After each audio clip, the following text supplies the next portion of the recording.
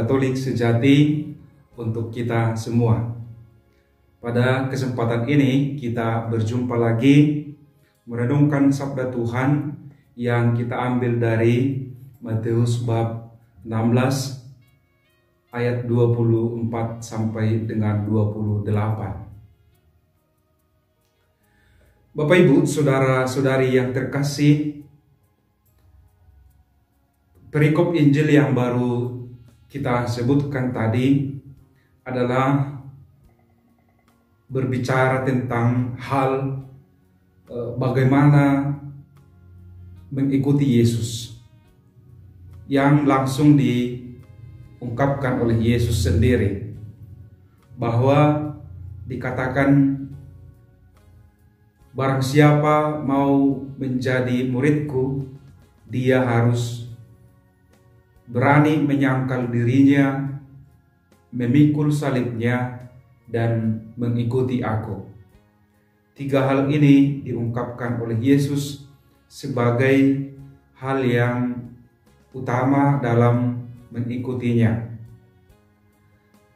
Apa itu menyangkal diri? Menyangkal diri artinya kita mengatakan tidak terhadap keinginan-keinginan daging, keinginan-keinginan duniawi yang sifatnya sementara.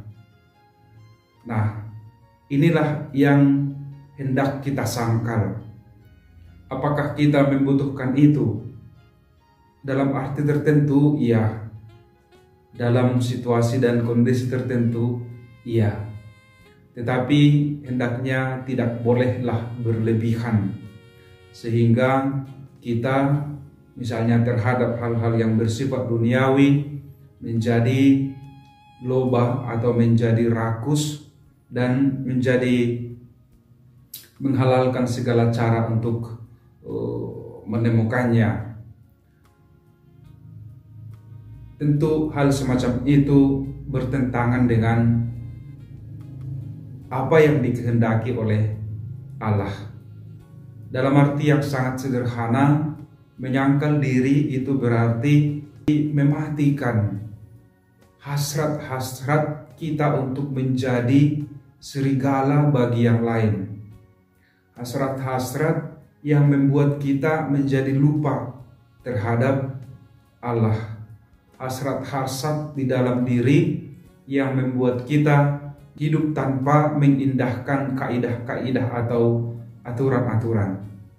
Memang semua hal itu bisa membuat kita merasa puas, merasa happy, tapi sifatnya sementara.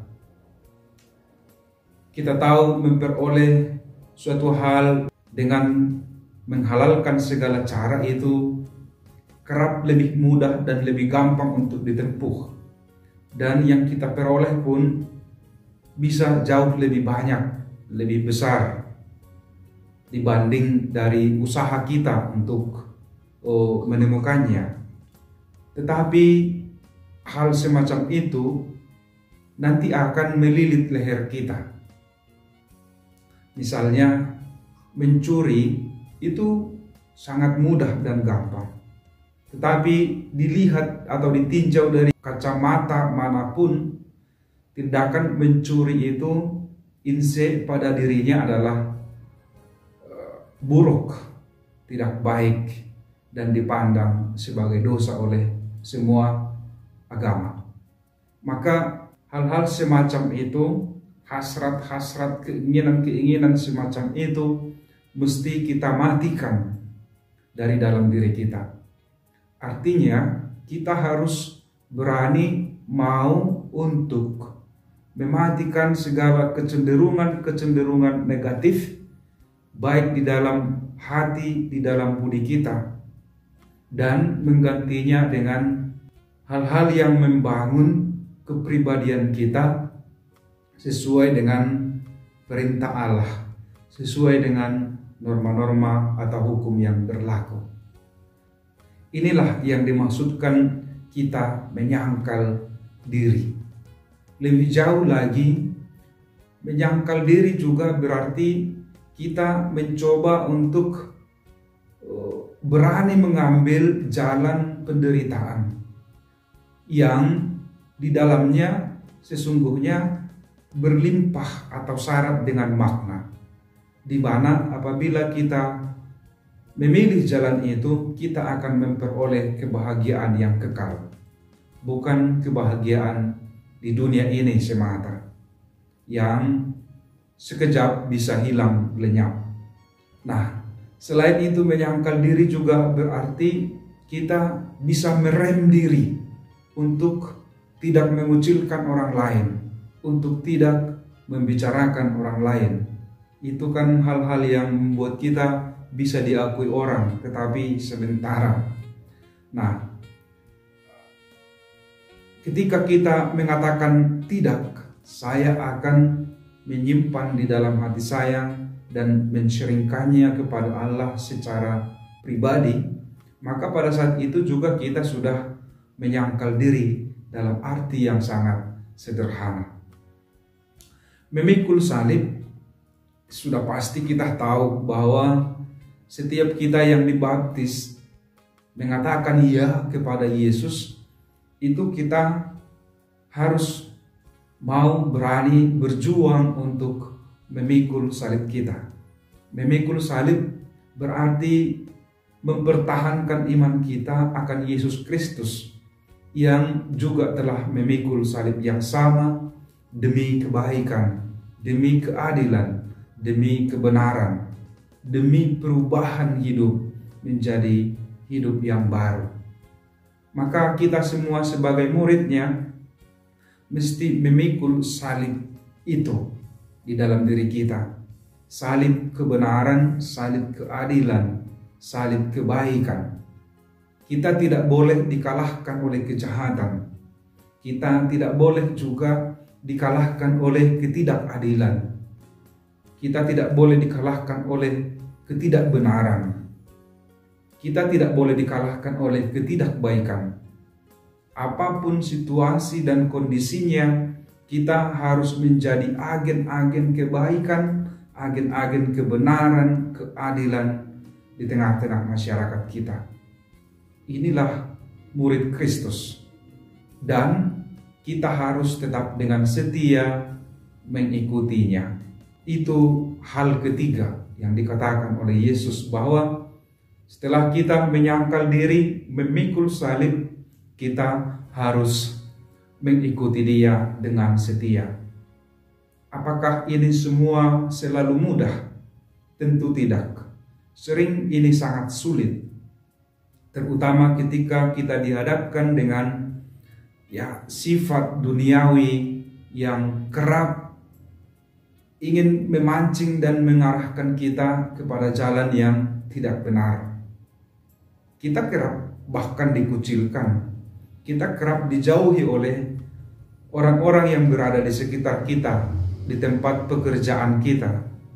Kita sering dikatakan orang sok suci, sok baik, dan lain sebagainya.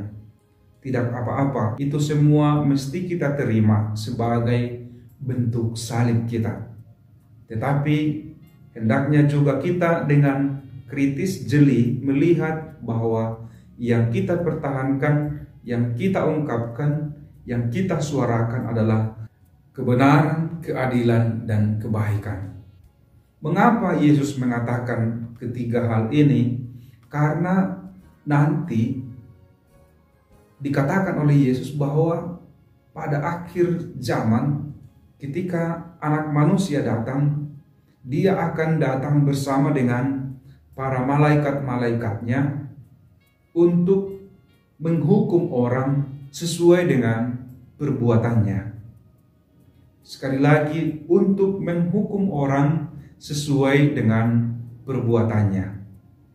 Maka apa yang kita buat, itulah kelak yang menjadi ukuran kita masuk surga atau tidak, kita memperoleh kehidupan atau tidak. Maka Yesus mengatakan di sini, siapa yang mempertahankan nyawanya, ia akan kehilangan nyawanya. Tetapi barang siapa kehilangan nyawanya karena aku, maka ia akan memperolehnya. Sebab apakah artinya kamu memperoleh segala sesuatu di dunia ini, tetapi kamu kehilangan nyawamu? Dengan apakah kamu mau menggantikan nyawamu? Dengan harta? Dengan segala jenis kebahagiaan duniawi ini? Tidak mungkin. Kita tidak mungkin menggantikan nyawa kita dengan uang, dengan harta berlimpah. Tidak. Kita hanya bisa menemukan atau memperoleh nyawa kita di akhir, dalam arti keselamatan yang diberikan oleh Yesus, ketika kita mau menyangkal diri kita, memikul salib dan mengikuti Yesus dan mengimani Yesus. Karena hanya Dialah yang mampu untuk menghidupkan kita kelak. Dia telah membuktikan itu. Dia telah mati dan bangkit kembali pada hari yang ketiga. Dan siapapun saja yang mengikuti Dia akan memperoleh kehidupan itu lagi. Akan memperoleh nyawanya kembali di dalam kehidupan kekal, di dalam kerajaan Allah Bapa di surga.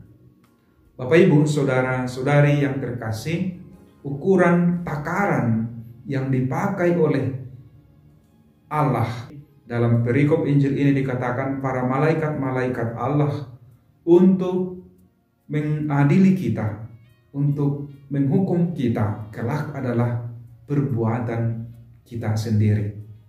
Itulah yang akan menjadi ukuran, itulah yang akan menjadi hukum atas diri kita sendiri, yang menentukan apakah kita layak untuk masuk surga atau tidak. Maka mari kita, Bapak Ibu, saudara-saudari yang terkasih, menguatkan komitmen kita kembali, mau menyangkal diri, memikul salib dan mengikuti Yesus. Dan dalam mengikuti Yesus ini kita memperbaiki segala tingkah laku, sikap, cara berbicara, dan juga sekaligus kita mencoba menemukan kehendak Allah di dalam diri kita, di dalam realitas hidup kita setiap hari. Tuhan memberkati Bapak, Ibu, saudara-saudari sekarang dan selama-lamanya. Amin.